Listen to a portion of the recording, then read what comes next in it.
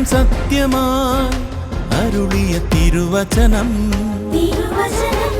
നിത്യസത്യമായി അരുളിയ ദിവ്യവചനം ശാന്തിയായി ദീപമായി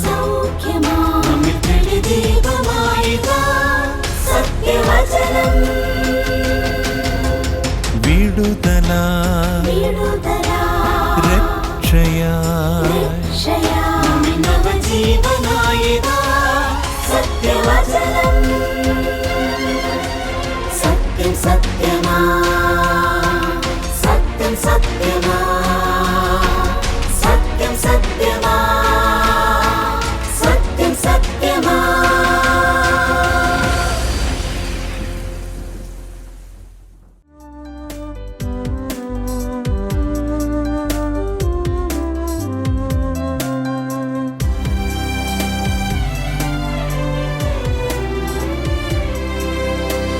ആശ്വാസത്തിൻ ഉറവിടമാം ക്രിസ്തു നിന്നെ വിളിച്ചിടുന്നു.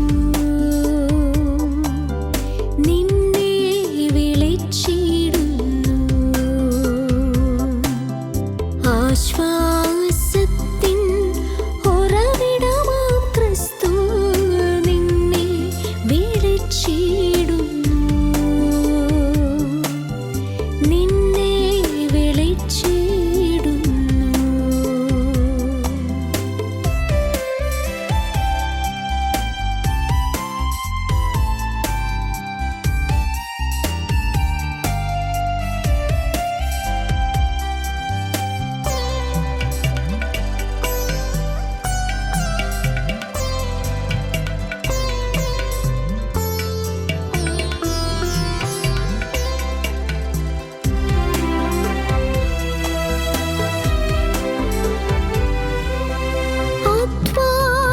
അധ്വാനഭാരത്താൽ വലയുന്നോരേ, ആശ്വാസമില്ലാതലയുന്നോരേ, അധ്വാനഭാരത്താൽ വലയുന്നോരേ, ആശ്വാസമില്ലാതലയുന്നോരേ, ആണിപ്പാടുള്ളവൻ കരങ്ങൾ നീട്ടി നിന്നെ വിളിച്ചിടുന്നു.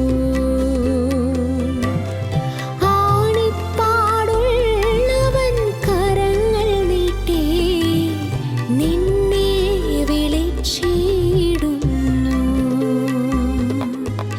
ആശ്വാസത്തിൻ ഉറവിടമാം ക്രിസ്തു നിന്നെ വിളിച്ചിടുന്നു. നിന്നെ വിളിച്ചിടുന്നു. സത്യം സത്യമായി എന്ന ദൈവവചന സന്ദേശത്തിലേക്ക് ഏവർക്കും സ്വാഗതം. സത്യം സത്യമാ കർത്താവിൻ്റെ നാമത്തിന് മഹത്വം. ദൈവവചനം കേൾക്കുവാനായിട്ട് ദൈവം ധാരാളം അവസരങ്ങൾ നമുക്ക് നൽകുന്നത് ഓർത്ത് നമുക്ക് ദൈവത്തെ സ്തുതിക്കാം. ദൈവവചന പഠനത്തെയും ദൈവം അനുഗ്രഹിക്കുമാറാകട്ടെ. ന്യൂയോർക്കിൽ ജീവിച്ചിരുന്ന വളരെ ധനികനായിട്ടുള്ള ഒരു മനുഷ്യനെക്കുറിച്ച് വായിച്ചത് ഓർക്കുന്നു. ജീവകാരുണ്യ പ്രവർത്തനങ്ങൾക്കായിട്ട് വളരെയധികം ധനം ചെലവഴിച്ച ഒരു കോടീശ്വരനായിരുന്നു അദ്ദേഹം.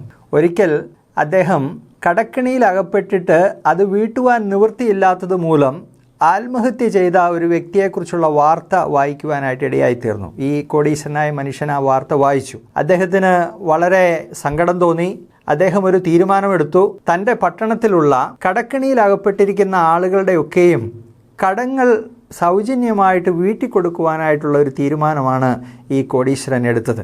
അദ്ദേഹം അതേ സംബന്ധിച്ചുള്ള ഒരു പരസ്യം പട്ടണത്തിൽ ചെയ്തു. ഒരു തീയതി നിശ്ചയിച്ചു. പരസ്യം ഇങ്ങനെയായിരുന്നു: കടക്കിണിയിൽ അകപ്പെട്ടിരിക്കുന്ന ആളുകൾ അതിൻ്റെ കടബാധ്യത തെളിയിക്കുന്നതിനുള്ള രേഖകളുമായിട്ട് നിശ്ചിത ദിവസം തൻ്റെ ഓഫീസിൽ ഹാജരായാൽ അവരുടെ കടങ്ങൾ സൗജന്യമായിട്ട് വീട്ടിൽ കൊടുക്കുന്നതാണ് എന്നതായിരുന്നു പരസ്യം. അങ്ങനെ ഈ പരസ്യം പട്ടണത്തിലെല്ലാം പരസ്യം പ്രസിദ്ധം ചെയ്തു. നിശ്ചയിക്കപ്പെട്ട ദിവസം വന്നു. അദ്ദേഹം അതിനു വേണ്ടിയിട്ടുള്ള ക്രമീകരണങ്ങളൊക്കെ ചെയ്തിരുന്നു. ഉദ്യോഗസ്ഥന്മാരെയൊക്കെ നിയോഗിച്ചിരുന്നു. അങ്ങനെ ആ ദിവസം എത്തി. പക്ഷേ ആശ്ചര്യകരമായിട്ടുള്ള ഒരു കാര്യമെന്ന് പറയുന്നത്, ഈ പരസ്യം അഥവാ ഈ കോടീശ്വരൻ്റെ വാക്ക് മുഖവിലക്കെടുക്കുവാനായിട്ട് അധികം ആളുകൾ തുനിഞ്ഞില്ല എന്നുള്ളതാണ്. അദ്ദേഹം ഈ കടം സൗജന്യമായിട്ട് വീട്ടിൽ കൊടുക്കാമെന്ന് വാഗ്ദാനം ചെയ്തിട്ടും ആ ഒരു സൗകര്യം പ്രയോജനപ്പെടുത്തുവാനായിട്ട് ആളുകൾ അങ്ങനെ തയ്യാറാകുകയോ അദ്ദേഹത്തിൻ്റെ ഓഫീസിലേക്ക് വരികയോ ചെയ്തില്ല. അന്നൊരു ദിവസം മുഴുവൻ അദ്ദേഹം ഓഫീസിൽ കാത്തിരുന്നു. വിരലിലെണ്ണാവുന്ന ചില വ്യക്തികൾ മാത്രമാണ് അദ്ദേഹത്തിൻ്റെ ഓഫീസിലെത്തുകയും അവരുടെ കടങ്ങൾ അദ്ദേഹം തീർച്ചയായിട്ടും വീട്ടിൽ കൊടുക്കുകയും ചെയ്തു. ഈ സംഭവം നമ്മൾ കേൾക്കുമ്പോൾ സ്വർഗത്തിലെ ദൈവം മനുഷ്യർക്ക് വേണ്ടി ഒരുക്കിയ രക്ഷയോടുള്ള മനുഷ്യൻ്റെ പ്രതികരണവും ഏറെക്കുറെ സമാനമാണ് എന്നുള്ള ഒരു കാര്യം നമുക്ക് മനസ്സിലാകും. പാപിയായ മനുഷ്യനോട് ദൈവത്തിന് വലിയ കരുണയും ആർദ്രതയും തോന്നി. അങ്ങനെ പാപികളെ രക്ഷിക്കുവാനായിട്ടുള്ള വലിയ ഒരു രക്ഷാകര പദ്ധതി ദൈവം തയ്യാറാക്കി. ദൈവം തൻ്റെ പുത്രനായ യേശുക്രിസ്തുവിനെ ഈ ലോകത്തിലേക്ക് അയക്കുകയും മനുഷ്യൻ്റെ രക്ഷയ്ക്ക് വേണ്ടിയിട്ട് കർത്താവായ യേശുക്രിസ്തു കാൽവരിയിലെ ക്രൂശിൽ യാഗമായിട്ട് മരിക്കുകയും ചെയ്തു. എന്നാൽ ഈ രക്ഷയെക്കുറിച്ചുള്ള സുവിശേഷ സന്ദേശം ലോകമെമ്പാടും ദൈവം അങ്ങനെ കഴിഞ്ഞ നൂറ്റാണ്ടുകളായിട്ട് തൻ്റെ ദാസന്മാരിലൂടെ പ്രസംഗിക്കുന്നു, അറിയിക്കുന്നു. എങ്കിലും ഈ സുവിശേഷത്തോടുള്ള ദൈവം ഒരുക്കിയിരിക്കുന്ന രക്ഷയോടുള്ള മനുഷ്യൻ്റെ പ്രതികരണം പൊതുവെ വളരെ തണുത്ത ഒരു പ്രതികരണമാണ്. എന്നാൽ പ്രിയമുള്ളവരെ, ദൈവം ഒരുക്കിയിരിക്കുന്ന രക്ഷ നാം സ്വീകരിക്കുക തന്നെ വേണം. ഇന്ന് നാം പഠിക്കുവാനായിട്ട് പോകുന്ന വേദഭാഗം ദൈവത്തിൻ്റെ രക്ഷ നാം സ്വീകരിക്കേണ്ടതിനുള്ള ചില കാരണങ്ങൾ നമ്മളുടെ മുമ്പാകെ വയ്ക്കുകയാണ്. പത്രോസ് എഴുതിയ 1-ാം ലേഖനം അതിൻ്റെ 1-ാം അധ്യായത്തിൻ്റെ 10 മുതൽ 19 വരെയുള്ള വാക്യങ്ങൾ നമുക്ക് ഒന്ന് വായിക്കാം. പത്രോസിൻ്റെ 1-ാം ലേഖനം 1-ാം അധ്യായത്തിൻ്റെ 10 മുതൽ 19 വരെയുള്ള വാക്യങ്ങൾ ഞാനത് വായിക്കട്ടെ. നിങ്ങൾക്ക് വരുവാനിരിക്കുന്ന കൃപയെക്കുറിച്ച് പ്രവചിച്ച പ്രവാചകന്മാർ ഈ രക്ഷയെ ആരാഞ്ഞ് അന്വേഷിച്ചിരുന്നു. അവരിലുള്ള ക്രിസ്തുവിന് ആത്മാവ് ക്രിസ്തുവിന് വരേണ്ടിയ കഷ്ടങ്ങളെയും പിൻവരുന്ന മഹിമയെയും മുമ്പിൽ കൂട്ടി സാക്ഷീകരിച്ചപ്പോൾ സൂചിപ്പിച്ച സമയം ഏതോ എങ്ങനെയുള്ളതോ എന്ന് പ്രവാചകന്മാർ ആരാഞ്ഞു നോക്കി. തങ്ങൾക്കായിട്ടല്ല, നിങ്ങൾക്കായിട്ടത്രേ തങ്ങൾ ആ ശുശ്രൂഷ ചെയ്യുന്നു എന്ന് അവർക്ക് വെളിപ്പെട്ടു. സ്വർഗത്തിൽ നിന്ന് അയച്ച പരിശുദ്ധാത്മാവിനാൽ നിങ്ങളോട് സുവിശേഷം അറിയിച്ചവർ അതിപ്പോൾ നിങ്ങളെ ഗ്രഹിപ്പിച്ചിരിക്കുന്നു. അതിലേക്ക് ദൈവദൂതന്മാരും കുനിഞ്ഞു നോക്കുവാൻ ആഗ്രഹിക്കുന്നു. ആകയാൽ നിങ്ങളുടെ മനസ്സുറപ്പിച്ച് നിർമ്മതരായി യേശുക്രിസ്തുവിൻ്റെ പ്രത്യക്ഷതയെങ്കിൽ നിങ്ങൾക്ക് വരുവാനുള്ള കൃപയിൽ പൂർണ്ണ പ്രത്യാശ വെച്ചുകൊള്ളുവിൻ. പണ്ട് നിങ്ങളുടെ അജ്ഞാനകാലത്തുണ്ടായിരുന്ന മോഹങ്ങളെ മാതൃകയാക്കാതെ നിങ്ങളെ വിളിച്ച വിശുദ്ധനൊത്തവണ്ണം അനുസരണമുള്ള മക്കളായി എല്ലാ നടപ്പിലും വിശുദ്ധരാകുവിൻ. ഞാൻ വിശുദ്ധനാകിയാൽ നിങ്ങളും വിശുദ്ധരായിരിപ്പിനെന്ന് എഴുതിയിരിക്കുന്നുവല്ലോ. മുഖപക്ഷം കൂടാതെ ഓരോരുത്തൻ്റെ പ്രവൃത്തിക്ക് തക്കവണ്ണം ന്യായം വിധിക്കുന്നവനെ നിങ്ങൾ പിതാവ് എന്ന് വിളിക്കുന്നുവെങ്കിൽ നിങ്ങളുടെ പ്രവാസകാലം ഭയത്തോടെ കഴിപ്പിൻ. വ്യർത്ഥവും പിതൃപാരമ്പര്യവുമായുള്ള നിങ്ങളുടെ നടപ്പിൽ നിന്ന് നിങ്ങളെ വീണ്ടെടുത്തിരിക്കുന്നത് പൊന്ന് വെള്ളി മുതലായി അഴിഞ്ഞു പോകുന്ന വസ്തുക്കളെ കൊണ്ടല്ല, ക്രിസ്തു എന്ന നിർദോഷവും നിഷ്കളങ്കവുമായ കുഞ്ഞാടിൻ്റെ വിലയേറിയ രക്തം കൊണ്ടത്രേ എന്ന് നിങ്ങൾ അറിയുന്നുവല്ലോ. ദൈവം മനുഷ്യർക്ക് വേണ്ടി ഒരുക്കിയിരിക്കുന്ന രക്ഷ അത് എല്ലാ മനുഷ്യരും സ്വീകരിക്കണം. ദൈവത്തിൻ്റെ അടുക്കിലേക്ക് മനുഷ്യർ വരികയും മാനസാന്തരപ്പെട്ട് ദൈവത്തിൻ്റെ സുവിശേഷം വിശ്വസിക്കുകയും ദൈവം നൽകുന്ന രക്ഷ സ്വീകരിക്കുകയും ചെയ്യണം. അതാണ് സ്വർഗത്തിലെ ദൈവത്തിൻ്റെ ആഗ്രഹം. ആ രക്ഷ സ്വീകരിക്കുന്നതിനുള്ള ചില കാരണങ്ങളാണ് ഈ വേദഭാഗം നമ്മളുടെ മുമ്പാകെ വെക്കുന്നത്. അതാണ് ഞാൻ നിങ്ങളോട് പറയുവാനായിട്ട് ആഗ്രഹിക്കുന്നത്. ആദ്യത്തെ കാരണം, ദൈവം നമുക്ക് വേണ്ടി ഒരുക്കിയിരിക്കുന്ന രക്ഷ എത്രയും മഹത്വകരമായിട്ടുള്ള ഒരു രക്ഷയാണ് എന്ന യാഥാർത്ഥ്യമാണ്. അതിൻ്റെ 10-12 വാക്യങ്ങളിൽ ഇങ്ങനെയാണ് വായിക്കുന്നത്. ഈ രക്ഷയെ കുറിച്ച് പ്രവാചകന്മാർ ആരാഞ്ഞ് അന്വേഷിച്ചിരുന്നു. അവരിലുള്ള ക്രിസ്തുവിന് ആത്മാവ് ക്രിസ്തുവിന് വരേണ്ടിയ കഷ്ടങ്ങളെയും പിൻവരുന്ന മഹിമയെയും മുമ്പിൽ കൂട്ടി സാക്ഷീകരിച്ചപ്പോൾ സൂചിപ്പിച്ച സമയം ഏതോ എങ്ങനെയുള്ളതെന്ന് പ്രവാചകന്മാർ ആരാഞ്ഞു നോക്കി. അതായത് പഴയ നിയമ തിരുവെഴുത്തുകളിൽ തന്നെ ഈ രക്ഷയെ സംബന്ധിച്ചുള്ള പ്രവചനങ്ങൾ ഉണ്ടായിരുന്നു. ഈ പ്രവചനങ്ങൾ നൽകുവാനായിട്ട് ദൈവം ഉപയോഗിച്ച പ്രവാചകന്മാർ അവർക്ക് ഈ രക്ഷയുടെ മഹത്വം മനസ്സിലായി. ഈ രക്ഷയെക്കുറിച്ച് അവർ മനസ്സിലാക്കിയപ്പോൾ വളരെ ആകാംക്ഷയോടുകൂടി അവർ ഈ രക്ഷയെ സംബന്ധിച്ച് ആരാഞ്ഞ് അന്വേഷിച്ചു. പ്രവാചകന്മാർ അതിനെക്കുറിച്ച് ആരാഞ്ഞ് അന്വേഷിച്ചു. ദൈവത്തിൻ്റെ പരിശുദ്ധാത്മാവ് അതിനെക്കുറിച്ച് സാക്ഷീകരിച്ചു. പിന്നീട് പുതിയ നിയമ കാലഘട്ടമായപ്പോൾ അപ്പസ്തോലന്മാർ പ്രവാചകന്മാർ പ്രവചിച്ചതായിട്ടുള്ള ആ കാര്യങ്ങൾ തന്നെ അവർ പ്രസംഗിച്ചു. ആ രക്ഷയുടെ മഹത്വത്തെക്കുറിച്ച് അവർക്കൊക്കെയും വളരെ ആകാംക്ഷയുണ്ടായിരുന്നു. പ്രവാചകന്മാർ അങ്ങനെ അവർ പ്രവചിച്ചതായിട്ടുള്ള തിരുവെഴുത്തുകളെ അവരവരെ ആരാഞ്ഞ് അന്വേഷിച്ച് നോക്കി. ഈ രക്ഷയുടെ സമയം എപ്പോഴാണ്, അതെങ്ങനെയാണ്, അതിൻ്റെ വിശദാംശങ്ങളെക്കുറിച്ചൊക്കെ അവർക്ക് അറിയുവാനായിട്ട് വളരെ ജിജ്ഞാസയുണ്ടായിരുന്നു. പക്ഷേ അത് വരുവാനിരിക്കുന്ന ഒരു രക്ഷയാണ് എന്നുള്ള വെളിപ്പാടാണ് അവർക്ക് ഉണ്ടായത്. പ്രിയമുള്ളവരെ, ദൈവം ഒരുക്കിയിരിക്കുന്ന രക്ഷ വളരെ മഹത്വകരമായിട്ടുള്ള ഒരു രക്ഷയാണ്. അത് പ്രവാചകന്മാർക്ക് മാത്രമല്ല, അവിടെ പറയുന്നത് ദൈവദൂതന്മാർ പോലും അതിലേക്ക് കുനിഞ്ഞു നോക്കുവാൻ ആഗ്രഹിക്കുന്നു എന്നുള്ള കാര്യമാണ്. ദൈവദൂതന്മാർക്ക് പോലും വളരെ ആകാംക്ഷയുള്ള കാര്യമാണ്. കാരണം സ്വർഗത്തിൽ അവരാരാധിച്ചുകൊണ്ടിരിക്കുന്ന കർത്താവായ യേശുക്രിസ്തു മനുഷ്യനായിട്ട് ഈ ലോകത്തിലേക്ക് വരികയും മനുഷ്യവർഗത്തിന് വേണ്ടിയിട്ട് കാൽവരിയിലെ ക്രൂശിൽ മരിക്കുകയും ചെയ്തിരിക്കുന്നു. ഇത്ര വിശിഷ്ടമായിട്ടുള്ള ഒരു രക്ഷ ദൈവം മനുഷ്യർക്ക് ദാനമായിട്ട് നൽകുന്നു എന്നുള്ളത് ദൈവദൂതന്മാർക്ക് പോലും വളരെ ആശ്ചര്യകരമായിട്ടുള്ള കാര്യമാണ്. അപ്പോൾ രക്ഷ ഇത്ര മഹത്തരമായിരിക്കുന്ന ശ്രേഷ്ഠമായിരിക്കുന്ന ഒരു രക്ഷയാണ്. എങ്ങനെയാണ് മനുഷ്യർക്കത് അവഗണിക്കുവാനായിട്ട് സാധിക്കുക? മനുഷ്യർ അതിനെ അവഗണിക്കരുത്. ദൈവത്തിൻ്റെ രക്ഷ എത്രയും ശ്രേഷ്ഠമായ ഒരു രക്ഷയാണ്. ഈ രക്ഷ നമ്മൾ സ്വീകരിക്കേണ്ടതിൻ്റെ മറ്റൊരു കാരണം ഈ രക്ഷയ്ക്കായിട്ട് ദൈവം കൊടുത്ത വിലയാണ്. രക്ഷയ്ക്ക് വേണ്ടിയിട്ട് ദൈവം കൊടുത്ത വില വളരെ വലിയൊരു വിലയാണ്. മനുഷ്യന് രക്ഷ തയ്യാറാക്കുവാനായി, അത് ലഭ്യമാക്കുവാനായിട്ട് എന്താണ് ദൈവം ചെയ്തത്? ഈ വേദഭാഗത്തിൽ അതിൻ്റെ 18-19 വാക്യങ്ങളിൽ പറയുന്നത് ഈ രക്ഷ ദൈവം സാധ്യമാക്കിയത് യേശുക്രിസ്തുവിൻ്റെ വിലയേറിയ രക്തം കൊണ്ടാണ് എന്നാണ്. അങ്ങനെയാണ് നിങ്ങളെ വീണ്ടെടുത്തിരിക്കുന്നത് ക്രിസ്തു എന്ന നിർദോഷവും നിഷ്കളങ്കവുമായ കുഞ്ഞാടിൻ്റെ വിലയേറിയ രക്തം കൊണ്ടത്രേ എന്നാണ് അവിടെ പറഞ്ഞിരിക്കുന്നത്. പാപത്താൽ നഷ്ടപ്പെട്ടു പോയ മനുഷ്യരെ വീണ്ടെടുക്കുവാനായിട്ട് ദൈവത്തിന് വലിയൊരു വില കൊടുക്കേണ്ടത് ആവശ്യമായിട്ട് വന്നു. വീണ്ടെടുപ്പിന് വേണ്ടിയിട്ടുള്ള വില കർത്താവായ യേശുക്രിസ്തുവിൻ്റെ രക്തം തന്നെയായിരുന്നു. മനുഷ്യൻ്റെ സ്വാഭാവികമായിട്ടുള്ള അവസ്ഥ പാവാവസ്ഥയാണ്. മനുഷ്യൻ്റെ നടപ്പിനെക്കുറിച്ച് പറഞ്ഞിരിക്കുന്നത് വ്യർത്ഥവും പിതൃപാരമ്പര്യവുമായിട്ടുള്ള നടപ്പ് എന്നാണ്. അങ്ങനെ മനുഷ്യർ അവരുടെ പാരമ്പര്യത്തിലൊക്കെ അങ്ങനെ ഒത്തിരി ഊറ്റം കൊള്ളുന്ന ആളുകളാണ്. എന്നാൽ ആ പാരമ്പര്യമായിട്ടുള്ള ജീവിത രീതിയെക്കുറിച്ച് ഇവിടെ ദൈവവചനം പറയുന്നത് അത് വ്യർത്ഥമാണ്, അത് അർത്ഥശൂന്യമായിട്ടുള്ള കാര്യമാണ്. അതിൽ ആളുകൾ അങ്ങനെ ഊറ്റം കൊള്ളാറുണ്ടെങ്കിലും ദൈവസന്നിധിയിൽ അതിന് യാതൊരു വിലയുമില്ലാത്ത കാര്യമാണ്. അങ്ങനെയുള്ള ജീവിതത്തിൽ നിന്ന് മനുഷ്യരെ വീണ്ടെടുക്കുന്നത് കർത്താവായ യേശുക്രിസ്തുവിൻ്റെ രക്തത്താലാണ്. മനുഷ്യൻ്റെ പാപങ്ങളെ കഴുകിക്കളയുവാൻ, മനുഷ്യൻ്റെ പാപത്തിന് പരിഹാരം വരുത്തുവാൻ പാപരഹിതനായ കർത്താവായ യേശുക്രിസ്തുവിൻ്റെ രക്തത്തിന് മാത്രമേ സാധിക്കുകയുള്ളൂ.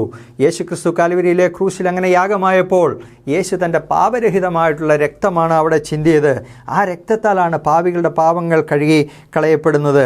അപ്പോൾ ദൈവം അതിനു വേണ്ടിയിട്ട് വലിയൊരു വിലയാണ് കൊടുത്തത്. ദൈവം രക്ഷ ഇന്ന് സൗജന്യമായിട്ട് നൽകുന്നുണ്ട് എങ്കിൽ അത് വില കുറഞ്ഞൊരു രക്ഷയല്ല, വളരെ വിലയുള്ള ഒരു രക്ഷയാണ്. ആ രക്ഷയുടെ വില കർത്താവായ യേശുക്രിസ്തു കൊടുത്തു വീട്ടി എന്നുള്ള കാര്യം നാം മറക്കുവാനായിട്ട് പാടില്ല. പാപിയായ മനുഷ്യൻ്റെ വീണ്ടെടുപ്പിന് വേണ്ടിയിട്ട് ദൈവം കൊടുത്ത വില തൻ്റെ പുത്രനായ യേശുക്രിസ്തുവിൻ്റെ രക്തമാണ്. 49-ാം സങ്കീർത്തനത്തിൻ്റെ 7 മുതൽ 9 വരെയുള്ള വാക്യങ്ങളിൽ നാം ഇങ്ങനെ വായിക്കുന്നുണ്ട്: സഹോദരൻ ശവക്കുഴി കാണാതെ എന്നേക്കും ജീവിച്ചിരിക്കേണ്ടതിന് അവനെ വീണ്ടെടുപ്പാനോ ദൈവത്തിന് വീണ്ടെടുപ്പ് വില കൊടുപ്പാനോ ആർക്കും കഴിയുകയില്ല. അവരുടെ പ്രാണൻ്റെ വീണ്ടെടുപ്പ് വിലയേറിയത്, അതൊരു നാളും സാധിക്കുകയില്ല. മനുഷ്യർക്കാർക്കും ദൈവത്തിന് വീണ്ടെടുപ്പ് വില കൊടുക്കുവാനോ പാപിയായ മനുഷ്യൻ്റെ വീണ്ടെടുപ്പ് സാധിക്കുകയില്ല. എന്നാൽ കർത്താവായ യേശുക്രിസ്തു തൻ്റെ വിലയേറിയ രക്തം ചിന്തിയത് മനുഷ്യവർഗത്തിൻ്റെ പാപത്തിന് പരിഹാരമായിട്ടാണ്. യേശുക്രിസ്തുവിൻ്റെ രക്തം വീണ്ടെടുപ്പ് വിലയാണ്. അതുകൊണ്ട് ദൈവം ഈ രക്ഷയ്ക്ക് വേണ്ടിയിട്ട് കൊടുത്തിരിക്കുന്ന വീണ്ടെടുപ്പിൻ്റെ വില അത്ര വലുതായതുകൊണ്ട് ദൈവം ഒരുക്കിയിരിക്കുന്ന ഈ രക്ഷ മനുഷ്യർക്ക് അവഗണിക്കുവാനായിട്ട് അല്ലെങ്കിൽ അതിനെ അഗണ്യമാക്കുവാനായിട്ട് സാധിക്കില്ല, അനുവാദമില്ല എന്നുള്ള കാര്യം നമ്മൾ ഓർത്തിരിക്കണം. യേശുക്രിസ്തുവിൻ്റെ രക്തം അമൂല്യമായിട്ടുള്ള രക്തമാണ്. യേശുക്രിസ്തുവിൻ്റെ രക്തത്താൽ അല്ലാണ്ട് മനുഷ്യന് വീണ്ടെടുപ്പ് സാധിക്കില്ല. കാരണം ഇവിടെ പറഞ്ഞിരിക്കുന്നത് പൊന്ന്, വെള്ളി മുതലായ അഴിഞ്ഞു പോകുന്ന വസ്തുക്കളെ കൊണ്ടല്ല. പൊന്നും വെള്ളിയുമൊക്കെ വിലപിടിപ്പുള്ള ലോഹങ്ങളാണ് എങ്കിലും അതൊക്കെ നശ്വരമായിട്ടുള്ള ലോഹങ്ങളാണ്. അവയൊക്കെ അഴിഞ്ഞു പോകും, നശിച്ചു പോകും. എന്നാൽ നശ്വരമായതുകൊണ്ട് അനശ്വരമായിരിക്കുന്ന മനുഷ്യാത്മാവിനെ വീണ്ടെടുക്കുവാനായിട്ട് സാധിക്കുകയില്ല. അനശ്വരമായ മനുഷ്യാത്മാവിനെ വീണ്ടെടുക്കുവാൻ യേശുക്രിസ്തുവിൻ്റെ പാപരഹിതമായ രക്തത്തിനു മാത്രമേ സാധിക്കുകയുള്ളൂ. ദൈവത്തിൻ്റെ രക്ഷ നമ്മൾ സ്വീകരിക്കണം എന്നതുള്ളതിൻ്റെ മറ്റൊരു കാരണം ഈ വേദഭാഗത്ത് നിന്ന് നമുക്ക് കാണുവാനായിട്ട് കഴിയുന്നത് ദൈവത്തിൻ്റെ ആജ്ഞയാണ്. മാനസാന്തരപ്പെട്ട് തന്നിലേക്ക് തിരിഞ്ഞുകൊള്ളുക എന്നുള്ളത് ദൈവം കൽപ്പിച്ചിരിക്കുന്ന കാര്യമാണ്.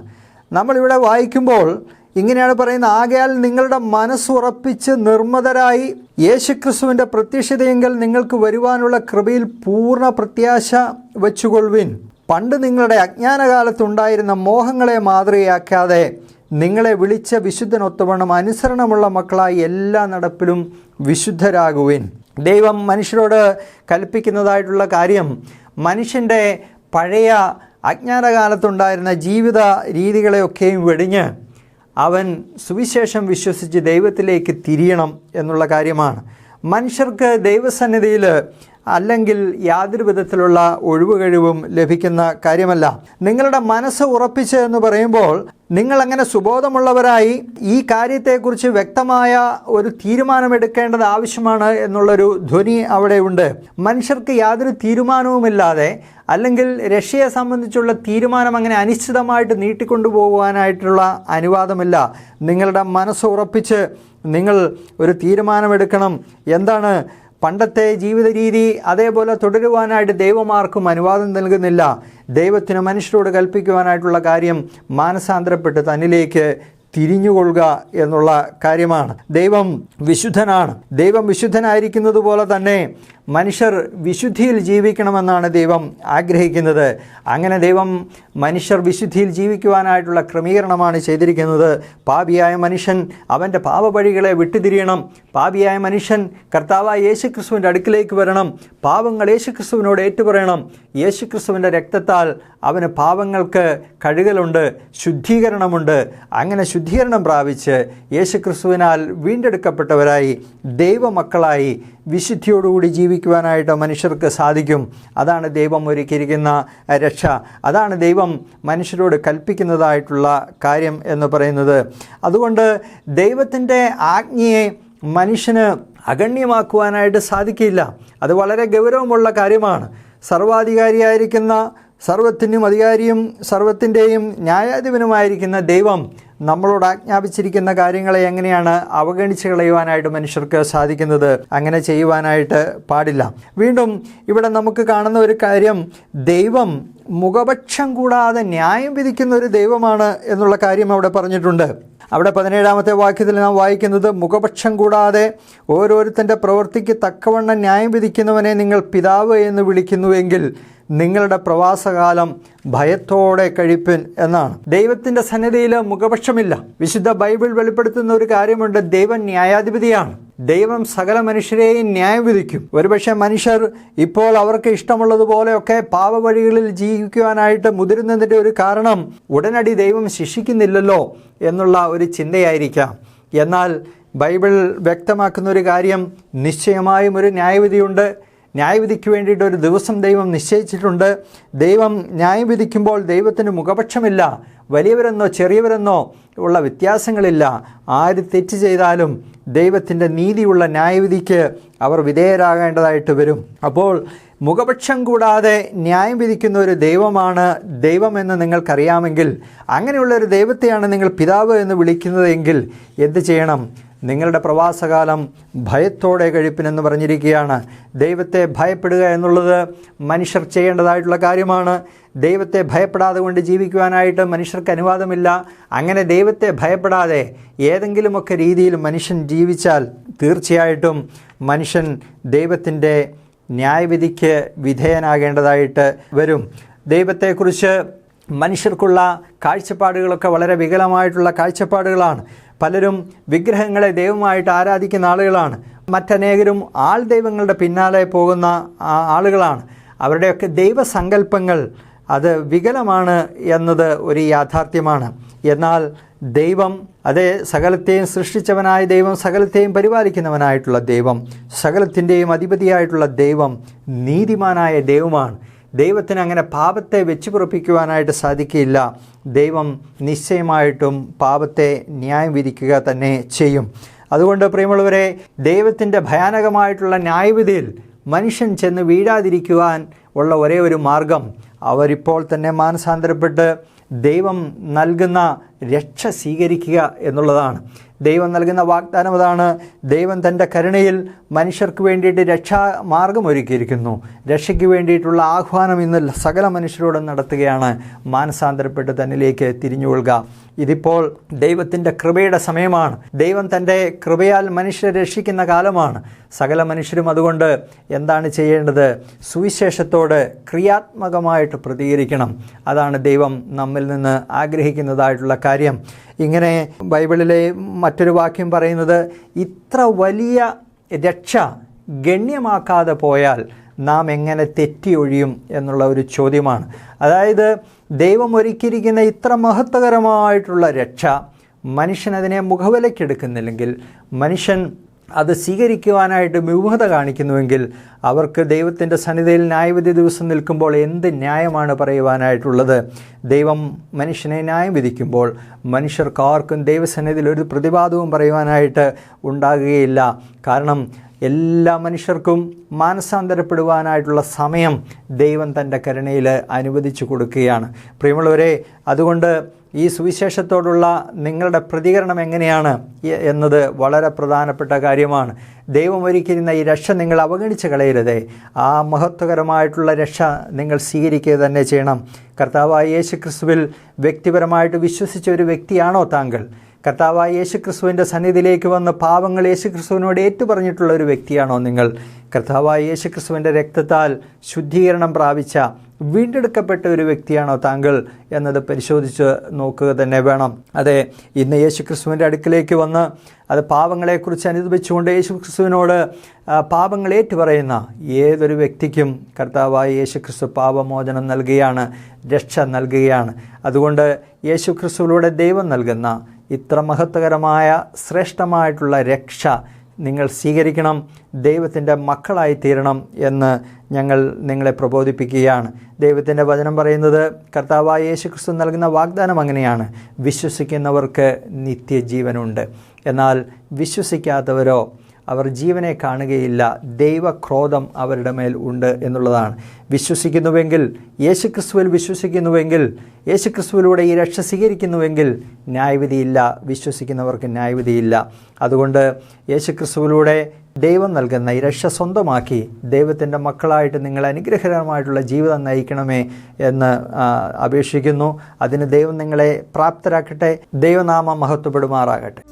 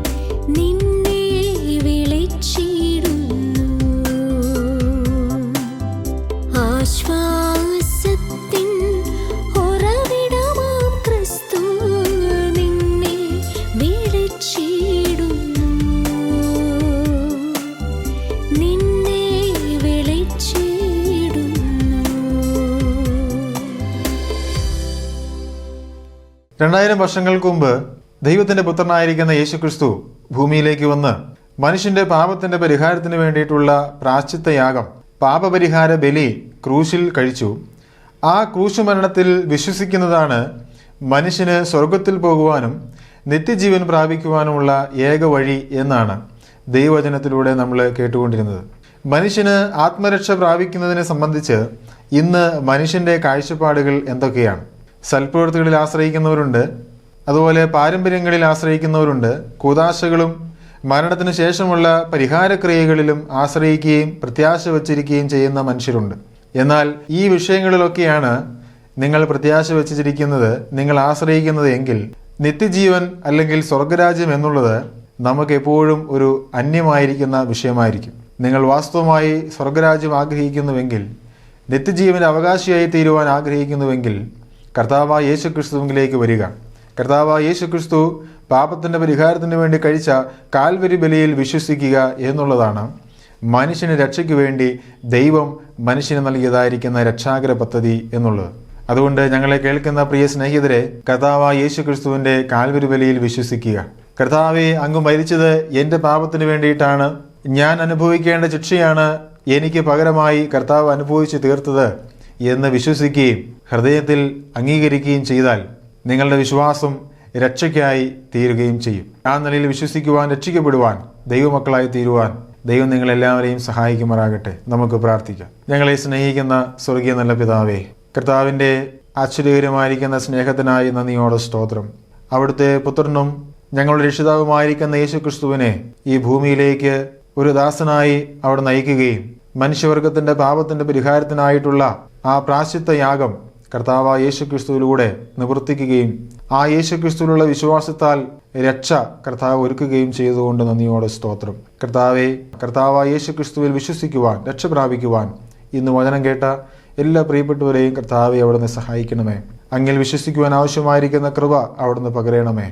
പരിശുദ്ധാത്മാവിൻ്റെ നടത്തിപ്പും ആലോചനയും നിറവും കർത്താവ് അവിടെ നയിക്കണമെന്ന് പ്രാർത്ഥിക്കുന്നു.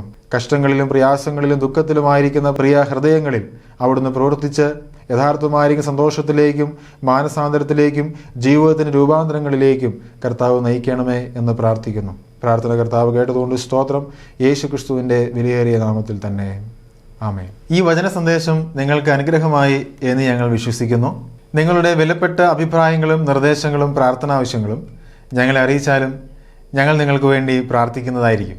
ഞങ്ങളുമായി ബന്ധപ്പെടേണ്ട വിലാസം: Agape gospel ministries, 87 Maithri Nagar, Asramam, Kollam. Email ID satyamsatyamai@gmail.com. Phone number 8136936648. Bible സംബന്ധമായ നിങ്ങളുടെ സംശയങ്ങളും ചോദ്യങ്ങളും ഞങ്ങളുടെ വാട്സപ്പ് നമ്പറിലൂടെ ഞങ്ങളെ അറിയിച്ചാലും അതിനുള്ള ഉത്തരങ്ങൾ ഞങ്ങൾ നിങ്ങൾക്ക് നൽകുന്നതാണ്. അതോടൊപ്പം തന്നെ ഈ പ്രോഗ്രാമിൻ്റെ മറ്റ് സന്ദേശങ്ങളും പാട്ടുകളും കേൾക്കുവാനായി സത്യം സത്യമായി എന്ന ഫേസ്ബുക്ക് പേജും സത്യം സത്യമായി എന്ന യൂട്യൂബ് ചാനലും സന്ദർശിച്ചാലും ദൈവം നമ്മെ എല്ലാവരെയും അനുഗ്രഹിക്കുമാറാകട്ടെ. സത്യം സത്യം